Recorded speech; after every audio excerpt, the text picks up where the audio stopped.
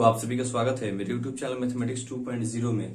जैसे कि दोस्तों आप लोगों को पता है कि बेसिक मैथ में हम मेंसुरेशन के बारे में पढ़ रहे हैं, अर्थात क्षेत्रमिति के बारे में पढ़ रहे हैं। दोस्तों इसके पिछले वीडियो में हमने हेमीस्फीयर अर्थात अर्धगोले के बारे में पढ़ा था। आज का जो हमारा विश्लेषण होने वाला है वह हम फ्रस्टम, जिसको आप छिन्नक हिंदी में बोलते हैं या उसको बॉकेट यानी बाल्टी, उसी के बारे में हम चर्चा करने वाले हैं। इसके प्रॉपर्टीज के बारे में जानने वाले हैं। दोस्तों वीडियो में अंत तक बने रहिएगा, आपको अच्छे से समझ में आने वाला है। तो आइए सबसे पहले हम चर्चा करते हैं एक शंकु के ऊपर, क्योंकि हमने आप लोगों को कोण पढ़ा रखा है तो थोड़ा सा उसके ऊपर हम विश्लेषण करेंगे। कोण, क्योंकि इसमें कोण का शेप लेना हमें जरूरी होता है, उसी से समझ पाएंगे कि हमें कैसे छिन्नक एक प्राप्त होता है। ठीक है दोस्तों, तो आइए शुरू करते हैं वीडियो।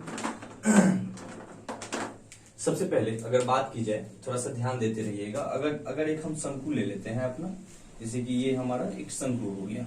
ठीक है, हमने शंकु के बारे में भी आपको पढ़ा रखा है अच्छे से। दोस्तों तो फ्रस्टम ये होता है, जैसे कि अगर हमारा ये शंकु का ये हाइट हो गया, ठीक है, ये हमारा शंकु का हाइट हो गया, ध्यान रखिएगा। और ये हमारे पास रेडियस है, ठीक है, ये हमारे पास साइलेंट हाइट है। ये चीज आप लोगों को बताया हुआ है। तो शंकु के किसी एक छोर से या शंकु को किसी एक छोर से काट देने से, यानी मान लीजिए कि अगर हम इस छोर से इसको काट देते हैं तो प्राप्त हिस्सा जो होता है, यानी एक जो प्राप्त जो हमारा हिस्सा होता है वह क्या होता है, छिन्नक होता है, यानी फ्रस्टम होता है। यानी शंकु को काटने से जो हिस्सा हमें प्राप्त होता है, जिसमें दो सतह हो जाते हैं और इसमें एक परिवर्तन हो जाता है। अगर हम बात करें आपको लेकर, क्योंकि जैसे देखिए, जैसे कि हम यहाँ से शंकु को काटते हैं, जैसे कि हमने यहाँ से शंकु को काट दिया। अगर मान लीजिए कि अगर हमारा टॉप का पार्ट जो ये है, ये टॉप पे है, तो टॉप वाले पार्ट को हमने काट के निकाल दिया, तो हमारे पास कुछ ये वाला हिस्सा बच जाएगा, यही वाला हिस्सा बच जाएगा ना। तो इस वाले हिस्से को अगर हम बनाए और इस वाले हिस्से का एक हम शेप तैयार करें, तो कुछ इस प्रकार से शेप हमारे पास तैयार होता है। ये कुछ इस प्रकार का शेप हमें मिलता है दोस्तों, ठीक है, यही वाला शेप है। ठीक है, तो यही शेप, ये जो आप लोगों को दिखाई दे रहा है, ये जो आकृति जो हमने बनाया है, यही आकृति क्या है, आपका फ्रस्टम है, यानी छेनक है। इसको आप बाल्टी बोल सकते हैं, जाहिर सी बात है, एकदम बाल्टी के जैसा दिखाई दे रहा है। और इसको हम चाहे तो ऐसे भी अपना तैयार कर सकते हैं, जैसे कि मैं आप लोगों को बताना चाहूंगा। आप इसको बाल्टी कहिए, ग्लास कहिए, ठीक है। कुछ इस प्रकार से हमारा ये फिगर तैयार हुआ, ठीक है, देख रहे हैं ना दोस्तों। तो यही वाला फिगर जो ये हमें जो ये प्राप्त हुआ है, यानी ये वाला हिस्सा, ये वाला शेप, यही हमारा क्या है, फ्रस्टम है, यानी छिन्नक है। इसको आप बॉकेट बोल सकते हैं, ग्लास बोल सकते हैं, बिल्कुल बोल सकते हैं, ठीक है।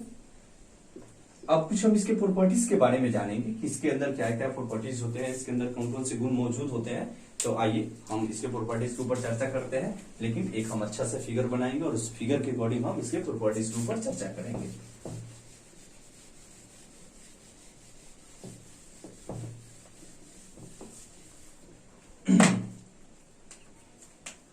एक हम अपना फिगर यहां पे तैयार करते हैं।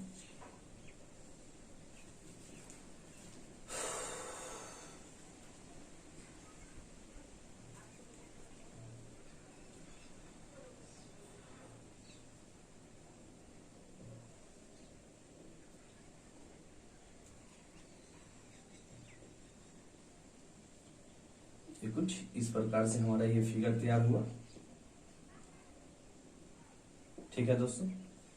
इसमें हम इसका रेडियस ले लेते हैं और यहाँ पे, ठीक है दोस्तों। ध्यान रखिएगा कि इसके प्रॉपर्टीज में अगर हम बात करें तो इसमें दो हमारे पास इसके फेसेस हो जाते हैं, यानी दो सरफेस मिल जाते हैं। कहने का मतलब एक टॉप पे हो, एक बॉटम पे है, यानी एक ऊपर वाला हिस्सा जिसको आप देख पा रहे हैं, और एक ये वाला हिस्सा जो नीचे की तरफ है। साथ ही साथ दोस्तों बात करें तो ये जो हमारा जो ये फ्रस्टम जो होता है, मैं आप लोगों को बताना चाहूंगा, ये जो हमारा फ्रस्टम होता है वह क्या है, शंकु का ही एक हिस्सा है, शंकु का एक कटा हुआ हिस्सा है। इसीलिए हम इसे फ्रस्टम ऑफ कोन बोलते हैं। यानी कहने का मतलब ये शंकु का जो हमारे पास जो छिन्नक होता है, ठीक है ना, यानी फ्रस्टम ऑफ कोन इसे कहा जाता है। ये चीज भी आपको ध्यान में रखना है। इसमें कौन कौन से प्रॉपर्टीज हमें मिलते हैं हम उसके ऊपर चर्चा करेंगे। तो दोस्तों सबसे पहले बात करें तो हमारे पास इसमें एक साइलेंट हाइट मिल जाता है जिसे हम एल से सूचित करते हैं। साइलेंट हाइट के बारे में मैंने बता दिया है, जिसका मतलब होता है तिरछी ऊंचाई, यानी इसको आप ध्यान रखिएगा, साइलेंट हाइट।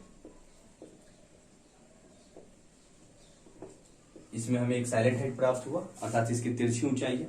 एक जो होता है ये वाला हिस्सा जो आपको दिखाई दे रहा है, ये डंडा जो वर्टिकल खड़ा है, ये हमारा हाइट हो जाता है, यानी यह फ्रस्टम का हाइट हो गया, यानी इसकी ऊंचाई हो जाती है, जिसे हम एज से सूचित करते हैं।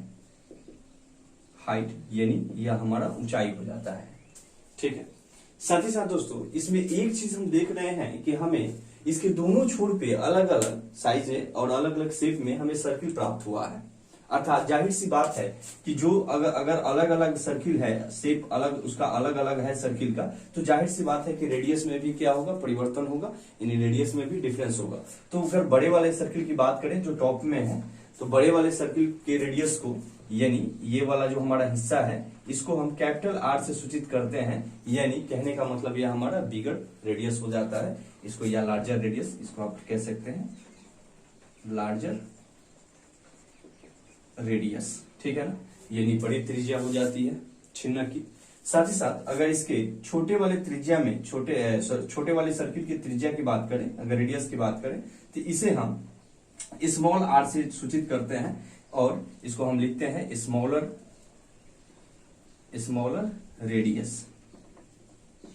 रेडियस यानी छोटी त्रिज्या। ये इसमें मौजूद होते हैं, ये फ्रस्टम में मौजूद रहते हैं।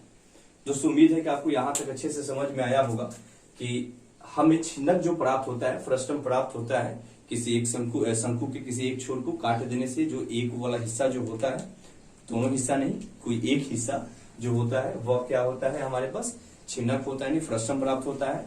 इसमें इसके दोनों छोर पे अलग अलग शेप और साइज के, ठीक है ना, सर्किल पाए जाते हैं, अतः उनके रेडियस में भी क्या होता है, डिफरेंस होता है। इसमें कोन की तरह ही, यानी शंकु की तरह ही इसमें साइलेंट हाइट होता है, यानी इसकी तिरछी ऊंचाई होती है, और इसका एक मेन हाइट भी होता है जिसको हम हाइट यानी ऊंचाई बोलते हैं। साथ ही साथ दोस्तों इसमें अगर हम बात करने के लिए बोले आपको, तो इसे शंकु का छिन्नक कहा जाता है, यानी फ्रस्टम ऑफ कोन कहा जाता है। ये चीज आपको ध्यान में रखना होगा। आइए हम कुछ इसके इंपॉर्टेंस फॉर्मूला के ऊपर चर्चा करें। तो अगर हम फॉर्मूले की बात करें तो सबसे पहले हम इसके फॉर्मूला में साइलेंट हाइट के बारे में जानेंगे, यानी इसकी तिरछी ऊंचाई के बारे में जानेंगे, अर्थात हम इसके एल के बारे में जानेंगे। तो जो हमारा इसका एल हो जाता है, यानी जो साइलेंट हाइट होता है, एल फॉर साइलेंट हाइट यहाँ पे लिखा हुआ है, ये चीज आपको ध्यान में रखना है। तो जो हमारे पास जो एल जो होगा बाबू, साइलेंट हाइट जो होगा वह हमारा हो जाता है अंडर रूट एच का स्क्वायर, यानी अंडर रूट एच का square plus capital R minus small R the whole square. ये चीज आपको ध्यान में रखना होगा कि फ्रस्टम की जो तिरछी ऊंचाई होती है उसका फॉर्मूला जो होता है वह हमारा होता है अंडर रूट एच का square plus capital R minus small R the whole square. दोस्तों उम्मीद है कि आपको यह चीज अच्छे से समझ में आया होगा। अगर हम इसके वॉल्यूम की बात कर लें, यानी इसके आयतन की बात करें, यानी फ्रस्टम की अगर हम आयतन की बात करें, यानी वॉल्यूम की बात करें, वह हमारा जो हो जाता है वह हो जाता है 1/3 pi into H into capital R square plus small are square plus capital R into small are. ठीक है, थोड़ा बारिश हो रही है तो इस वजह से आवाज में आप लोगों को दिक्कत हो सकती है, थोड़ा सा मैनेज कर लीजिएगा, आप लोग कोऑपरेट कर लीजिएगा दोस्तों, ठीक है ना। बारिश थोड़ी हो रही है, ठीक है ना, तो थोड़ा सा आप लोग मैनेज कर लीजिएगा। तो हम बता रहे थे इसके वॉल्यूम के बारे में, इसके आयतन के बारे में, कि जो हमारे आयतन का जो हमारे पास जो फॉर्मूला होता है वह हमारा होता है 1/3 pi H into capital R square plus small are square plus capital R into small are. ठीक है ना, स्मॉल आर देखिए एच लिखा गया है, स्मॉल आर ध्यान रखिएगा, स्मॉल आर। उम्मीद है दोस्तों कि आपको अच्छे से समझ में आया होगा। साथ ही साथ अगर आगे की बात करें तो इसमें हमारे पास कर्व सरफेस एरिया भी मिलता है इसका, अर्थात इसके वर्ग पृष्ठ का क्षेत्रफल भी मिलता है और टोटल सरफेस एरिया भी मिलता है। तो कर्व सरफेस एरिया हम इसको CSA लिख देते हैं, आप लोग ध्यान में रखिएगा कि कर्व सरफेस एरिया है, यानी यह छिन्नक का वर्ग पृष्ठ का क्षेत्रफल है। तो वर्ग पृष्ठ का जो हमारे पास जो क्षेत्रफल होता है वह होता है हमारा pi into L into capital R plus small R. ध्यान रखिएगा दोस्तों, जो छिन्नक का जो हमारे पास इसका जो वर्ग पृष्ठ का जो सूत्र होता है, जो फॉर्मूला होता है वह होता है pi into L into capital R plus small R. दोस्तों उम्मीद है कि आपको अच्छे से समझ में आ गया होगा। साथ ही साथ अगर आगे की बात करें तो इसमें टोटल सरफेस एरिया भी आता है, जिसको आप होल सरफेस एरिया कहते हैं। मैं इसको टी से लिख देता हूं, या इसको आप WSA भी लिख सकते हैं। होल सरफेस एरिया कहिए या टोटल सरफेस एरिया कहिए। इस स्थिति में हमारे पास कर्व सरफेस एरिया तो आएगा ही आएगा, क्योंकि टोटल सरफेस एरिया में हमारे पास कर्व सरफेस एरिया बिल्कुल आएगा। यानी जाहिर सी बात है कि pi L into R plus capital R plus small R आपको मिलेगा ही। साथ ही साथ हमें इसमें pi into capital R square plus small are square भी मिलता है। ये चीज आपको ध्यान में रखना होगा कि जो हमारे पास जो इसका टोटल सरफेस एरिया यानी फ्रस्टम का टोटल सरफेस एरिया या होल सरफेस एरिया का जो हमारे पास जो फॉर्मूला होता है वह हमारा होता है pi into L into capital R plus small R plus pi into capital R square plus small are square. दोस्तों उम्मीद है कि आपको अच्छे से ये समझ में आया होगा। ये चार जो फॉर्मूले हैं, जो चार जो इंपॉर्टेंट फॉर्मूले हैं, इसको आपको ध्यान में रखना होगा। क्लास 10 में आपको इसके बारे में पढ़ना है, जानना है, सीखना है। दोस्तों मेंसुरेशन का जो भी हमारे पास जो इंपॉर्टेंट जो टॉपिक रहा उसके बारे में हमने पढ़ लिया, उसके बारे में हमने सीख लिया। यह मेंसुरेशन का लास्ट टॉपिक है। अब नेक्स्ट वीडियो में जरूरत के हिसाब से देखा जाएगा कि किसके ऊपर विश्लेषण किया जाए, क्योंकि आप लोग को पता है कि बेसिक मैथ का वीडियो मैं काफी दिनों से शूट करते आ रहा हूँ, उसे अपलोड करते आ रहा हूँ, जिसको मैंने आपको बिल्कुल जीरो से बताया है। अर्थात बेसिक मैथ मैंने एकदम जीरो से शुरुआत किया था, जिसमें मैंने आपको मैथ की भाषा के बारे में बताया था, मैथ की लैंग्वेज में हमें क्या क्या चीज और मैथ क्या होता है, इन तमाम चीजों के बारे में मैंने आपको बताया सिखाया था। आज हम मेंसुरेशन तक पहुंचे हैं अपने एक एक टॉपिक को कंप्लीट करते हुए। दोस्तों अगर किसी कारणवश आपने पिछले वीडियो को मिस कर दिया है, नहीं देखा है, तो चैनल पे ही प्लेलिस्ट बना हुआ है, यानी मैथमेटिक्स 2.0 पे ही प्लेलिस्ट बना हुआ है बेसिक मैथ का। और यदि आप क्लास 9 10th के स्टूडेंट हैं तो क्लास 9th और क्लास 10th का भी मैथ सॉल्यूशन के नेम से प्लेलिस्ट बना हुआ है। आप वहां से जाके एक एक करके सभी वीडियो को देख लीजिए। बेसिक वीडियो को जरूर देखिए, क्योंकि बेसिक मैथ को मजबूत करना, मैथ की जानकारी के लिए आगे की तरफ हमें दिक्कत ना हो, हम अच्छे से हर चीज को बनाना करना सीख जाएं, इसके लिए बेस का मजबूत होना बहुत जरूरी है। तो बेसिक मैथ का वीडियो जरूर देखते रहिएगा। दोस्तों उम्मीद है कि आपको अच्छे से समझ में आया होगा। और हाँ, मैथमेटिक्स 2.0 के परिवार को बढ़ाने में अपनी मदद कीजिएगा, अर्थात ज्यादा से ज्यादा दोस्तों के बीच में शेयर भी कीजिए। साथ ही साथ यदि आप चैनल पर न्यू व्यूअर हैं और अभी तक आपने हमारे चैनल को सब्सक्राइब नहीं किया है तो सब्सक्राइब करके बेल आइकन को जरूर दबा लीजिए। चलिए दोस्तों मिलते हैं फिर नेक्स्ट वीडियो में, तब तक बहुत बहुत धन्यवाद।